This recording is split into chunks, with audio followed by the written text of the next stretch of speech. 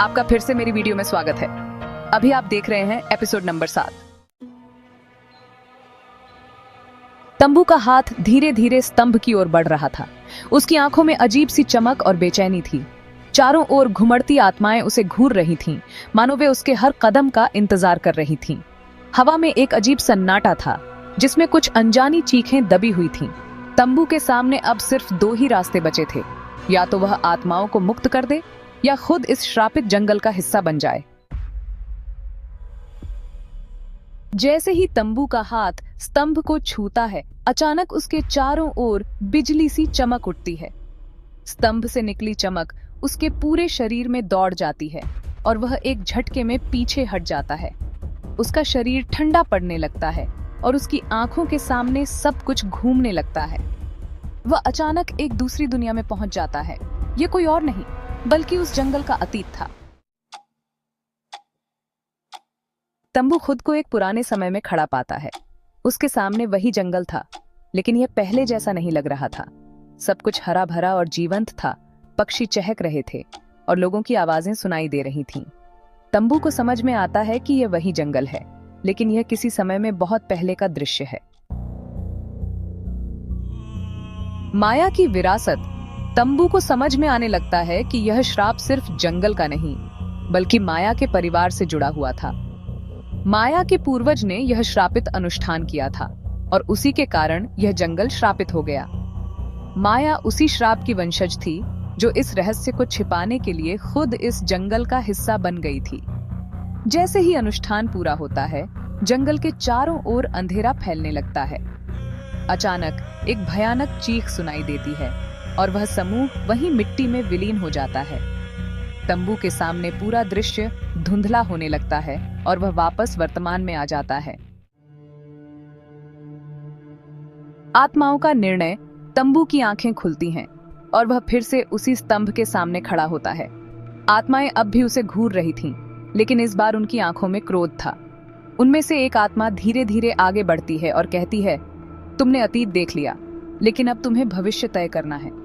तंबू को अब समझ में आ चुका था कि यह जंगल सिर्फ आत्माओं का कैदखाना नहीं था, बल्कि यह माया के पूर्वजों की पापों का नतीजा था।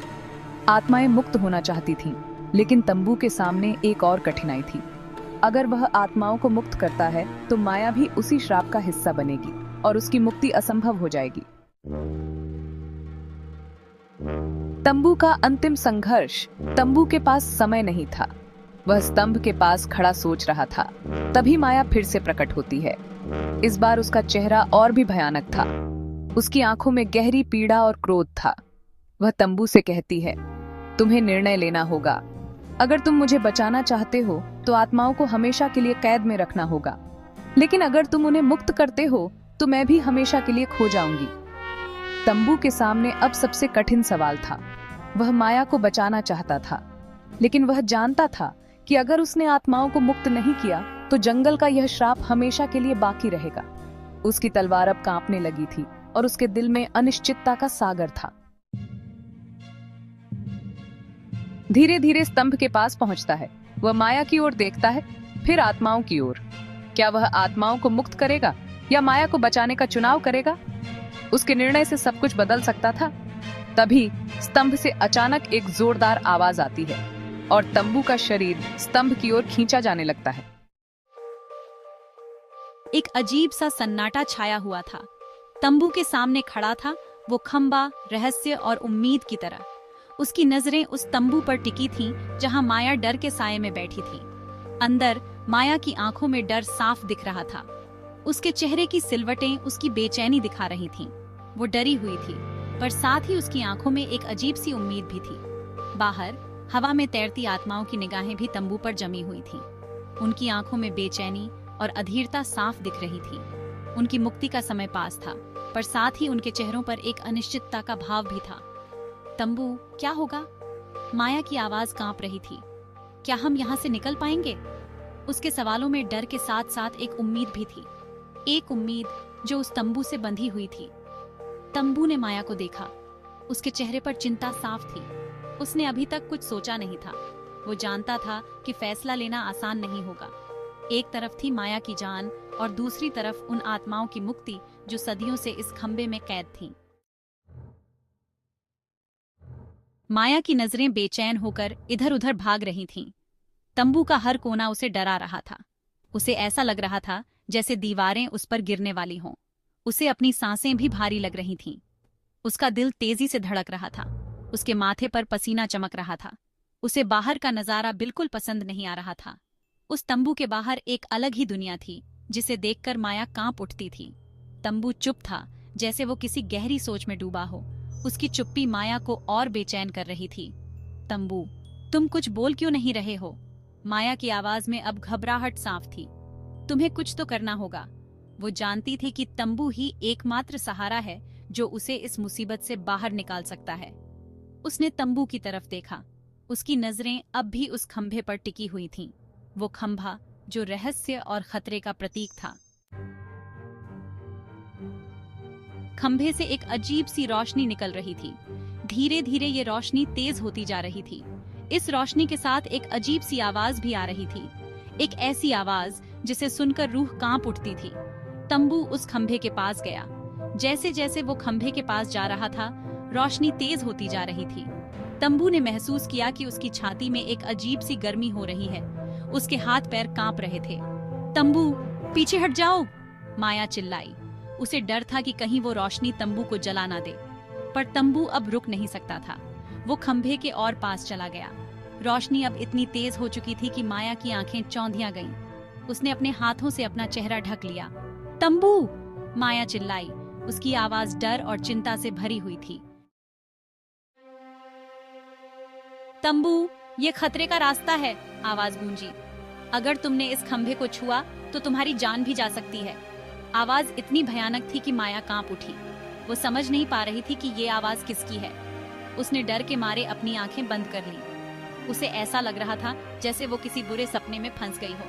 तंबू, तुम मेरी बात सुनो, आवाज फिर गूंजी। तुम्हें ये फैसला लेना होगा कि तुम अपनी जान बचाना चाहते हो या इन आत्माओं को मुक्त करना चाहते हो। आवाज अब और तेज हो गई थी। माया ने हिम्मत करके अपनी आंखें खोली। उसने देखा कि तंबू का हाथ खंभे की ओर बढ़ा हुआ है।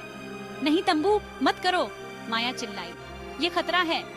पर तंबू ने उसकी एक न सुनी। वो अपना हाथ आगे बढ़ाता गया। उसकी नजरें सिर्फ उस खंभे पर टिकी हुई थीं। उसे पता था कि ये फैसला मुश्किल है, पर उसे ये भी पता था कि उसे ये फैसला लेना ही होगा। तंबू, मुझे यहाँ से ले चलो, माया की आवाज बिलखती हुई आई। मैं यहाँ और नहीं रह सकती। उसकी आवाज इतनी दर्द भरी थी कि तंबू का दिल भी पिघल गया। उसने पीछे मुड़कर माया को देखा। उसकी आंखों में आंसू थे। उसका चेहरा डर से पीला पड़ गया था। तंबू समझ सकता था कि माया कितनी डरी हुई है। वो जानता था कि उसे माया को यहाँ से ले जाना चाहिए। पर तंबू, ये आत्माएं, तंबू ने कहा, ये सदियों से इस खंभे में कैद हैं। उसकी आवाज भारी थी। अगर मैंने इनकी मदद नहीं की तो ये कभी मुक्त नहीं हो पाएंगी। तंबू के चेहरे पर एक अजीब सी कशमकश चल रही थी। वो समझ नहीं पा रहा था कि उसे क्या करना चाहिए। एक तरफ थी माया की जान और दूसरी तरफ थी उन आत्माओं की मुक्ति जो उससे मदद की उम्मीद लगाए बैठी थीं। तंबू, हमें मुक्त करो, आत्माओं की आवाजें गूंज उठीं। हमें इस कैद से आजाद करो। उनकी आवाजों में बेचैनी और अधीरता साफ थी। हमें यकीन है कि तुम हमारी मदद करोगे। आत्माओं को तंबू पर भरोसा था। वे जानती थीं कि तंबू ही एकमात्र व्यक्ति है जो उन्हें इस कैद से आजाद करा सकता है। तंबू ने चारों ओर देखा। हवा में तैरती हुई आत्माएं उसे देख रही थीं। उनकी आंखों में एक अजीब सी चमक थी। एक चमक जिसमें उम्मीद और बेचैनी दोनों ही थी। हमें इतने सालों से इंतजार है तंबू, एक आत्मा ने कहा। क्या तुम हमारा इंतजार खाली जाने दोगे? उसकी आवाज दर्द भरी थी। हमें तुमसे बहुत उम्मीदें हैं। तंबू समझ सकता था कि ये आत्माएं कितनी बेचैन हैं। वो जानता था कि ये सदियों से इस खंभे में कैद हैं और उन्हें मुक्ति की सख्त जरूरत है। तंबू के मन में एक अजीब सा कॉन्फ्लिक्ट चल रहा था। एक तरफ थी माया, जिसे वो दिल से प्यार करता था। वो उसे किसी भी कीमत पर खोना नहीं चाहता था। दूसरी तरफ थी ये बेबस आत्माएं जो सदियों से मुक्ति का रास्ता देख रही थीं। वो उन्हें भी निराश नहीं करना चाहता था। तंबू ने गहरी सांस ली। उसका दिल जोर से धड़क रहा था। उसके माथे पर पसीने की बूंदें चमक रही थीं। वो जानता था कि उसे जल्द ही कोई फैसला लेना होगा। तंबू, तुम क्यों चुप हो? माया ने कहा। उसकी आवाज धीमी थी, पर उसमें डर साफ था। तुम्हें कुछ तो बोलना होगा। माया की बात सुनकर तंबू चौंक गया। वो अपनी ही सोच में इतना डूबा हुआ था कि वो माया को भूल ही गया था। उसने माया की ओर देखा। उसकी नजरें सवालों से भरी हुई थीं। तंबू समझ सकता था कि माया उससे क्या पूछना चाहती है। अचानक खंभे की रोशनी अपने चरम पर पहुंच गई। पूरा माहौल एक अजीब सी चमक से भर गया। माया ने अपनी आंखें बंद कर लीं। रोशनी इतनी तेज थी कि उसकी आंखें चौंधिया गईं। हवा में एक अजीब सी गूंज उठी। ऐसा लग रहा था जैसे हजारों लोग एक साथ चिल्ला रहे हों। तंबू! माया चिल्लाई। उसकी आवाज डर से कांप रही थी। क्या हो रहा है? वो कुछ समझ नहीं पा रही थी। उसे डर था कि कहीं कुछ बुरा ना हो जाए। तंबू ने भी अपनी आंखें बंद कर लीं। वो जानता था कि कुछ होने वाला है। उसे अपने शरीर में एक अजीब सी ऊर्जा महसूस हो रही थी। उसे ऐसा लग रहा था जैसे उसके अंदर एक ज्वालामुखी फूटने वाला हो। ये क्या हो रहा है? तंबू ने मन ही मन कहा। उसके मन में एक के बाद एक सवाल उठ रहे थे, पर उसके पास किसी भी सवाल का जवाब नहीं था। जैसे ही रोशनी धीमी हुई, तंबू ने अपनी आंखें खोलीं। उसने देखा कि खंभे का रंग बदल गया है। अब वो एकदम सफेद हो गया था। उसके ऊपर कुछ लिखा हुआ था। तंबू ने गौर से देखा। लिखा हुआ था, एक नया रास्ता खुलेगा। तंबू समझ गया कि ये उसी पुराने मैसेज का नया रूप है जिसे वो ढूंढ रहा था। उसे एहसास हुआ कि उसे आत्माओं को मुक्त करने के लिए खंभे को नष्ट नहीं करना पड़ेगा।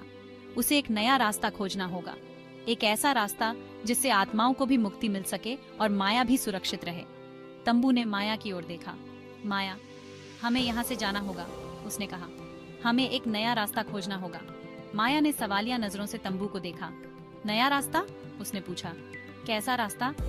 तंबू ने मुस्कुराते हुए कहा, एक ऐसा रास्ता जो हमें हमारी मंजिल तक पहुंचा सके, एक ऐसा रास्ता जो सबके लिए सेफ हो। तभी अचानक खंभा चरमराने लगा और देखते ही देखते टुकड़ों में बिखर गया। माया डर के मारे पीछे हट गई। घबराओ मत माया, मैंने कहा। ना, मैं तुम्हें सुरक्षित बाहर निकालूंगा, तंबू ने माया को हिम्मत देते हुए कहा। मुझे तुम पर भरोसा है तंबू, माया ने कहा। उसकी आवाज में अब भी डर था, पर तंबू पर पूरा विश्वास भी था। खंभे के टुकड़े होते ही एक गुप्त रास्ता उनके सामने आ गया। रास्ते से एक अजीब सी रोशनी निकल रही थी। यह रोशनी खंभे वाली रोशनी से बिल्कुल अलग थी। ये शांत थी, अच्छी थी और पॉजिटिव एनर्जी से भरी हुई थी। चलो माया, तंबू ने माया का हाथ थामते हुए कहा। अब हमें इस रास्ते पर चलना है। माया और तंबू ने उस रास्ते पर कदम रख दिया। रास्ता चौड़ा और आसान था। उनके चारों ओर हरे भरे पेड़ पौधे थे। फूलों की खुशबू हवा में फैल रही थी। पंछी मीठे मीठे गीत गा रहे थे। ऐसा लग रहा था जैसे प्रकृति भी उनका स्वागत कर रही हो। माया और तंबू चलते रहे। उनके कदम अब हल्के हो गए थे। उनके चेहरों पर मुस्कान थी।